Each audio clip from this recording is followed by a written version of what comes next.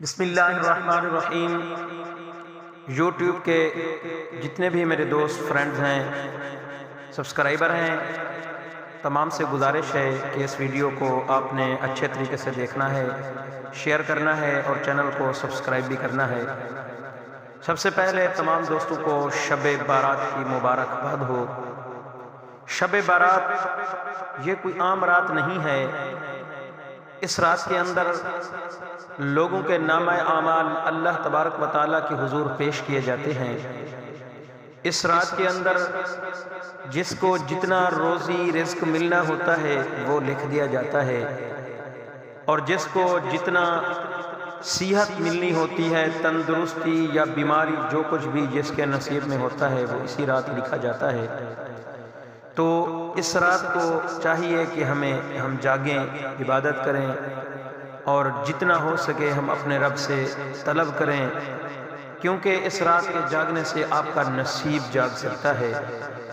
تو سنیے، حدیث پاک ہے اس کے بخشش اور مغفرت کی رات کے متعلق۔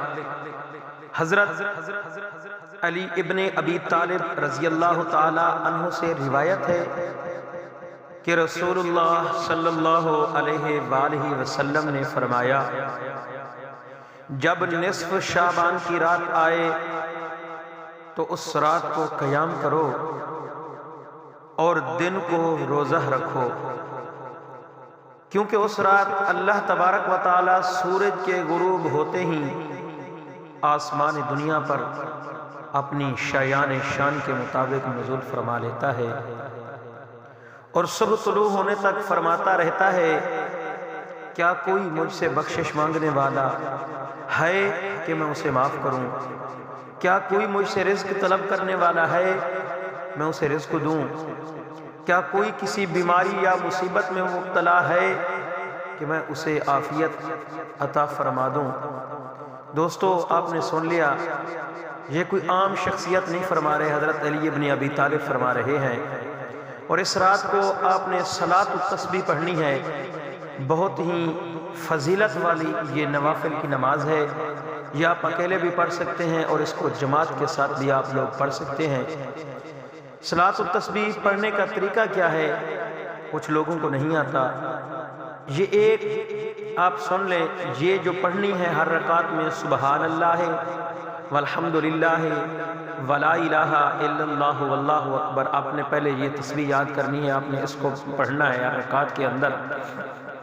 پہلی رکعت جیسے ہی تکبیر تحریمہ کہیں گے، اللہ اکبر، نماز شروع ہو گئی، ثنا پڑھیں گے، سبحانک اللہم وبحمدک وتبارک اسمک وتعالی جدک ولا الہ غیرک۔ اس کے بعد 15 مرتبہ پھر یہی تسبیح پڑھیں گے جو اوپر لکھی ہوئی ہے۔ اس کے بعد رکوع میں سبحان ربی العظیم 3 مرتبہ پڑھنے کے بعد اپنا سورۃ فاتحہ پڑھیں گے، اور سورت کے بعد رکوع سے پہلے سورۃ فاتحہ جیسے ہی مکائیں گے اس کے ساتھ سورت ملائیں گے۔ سورت ملانے کے بعد 10 مرتبہ آپ نے پھر یہی تسبیح پڑھنی ہے۔ اسی طرح رکوع میں 3 مرتبہ تسبیح سبحان ربی العظیم پڑھنے کے بعد 10 مرتبہ پھر یہی تسبیح آپ نے پڑھنی ہے۔ رکوع سے کھڑے ہونے کے بعد، یعنی قومہ میں رکوع سے کھڑے ہوتے ہیں سجدے سے پہلے 10 مرتبہ پھر یہی تسبیح پڑھنی ہے۔ پہلے سجدے میں جا کر 3 مرتبہ سبحان ربی الاعلیٰ کے بعد 10 مرتبہ یہی تسبیح پڑھنی ہے۔ پھر سجدے سے جب اٹھیں گے، دوسرا سجدہ کرنے سے پہلے درمیان میں جو بیٹھتے ہیں اس جگہ پہ بھی آپ نے پھر یہی تسبیح پڑھنی ہے۔ تو پھر دونوں سجدوں کے درمیان جب 10 مرتبہ یہ تسبیح آپ لوگ پڑھ لیں، پھر اسی طرح دوسرے سجدے میں بھی سبحان ربی الاعلیٰ کے بعد 10 مرتبہ یہی تسبیح آپ نے دہرانی ہے۔ اسی طرح مکمل 4 رکعتیں پڑھیں گے۔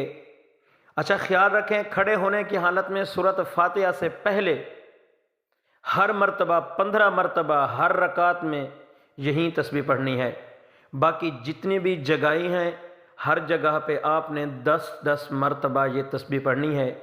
یہ ہر رکعت میں 75 مرتبہ یہ تسبیح پڑھی جائے گی، اور 4 رکعتوں میں تسبیح کی گنتی کم و بیش نہیں، مکمل طریقہ یعنی کہ 300 مرتبہ ہوگی۔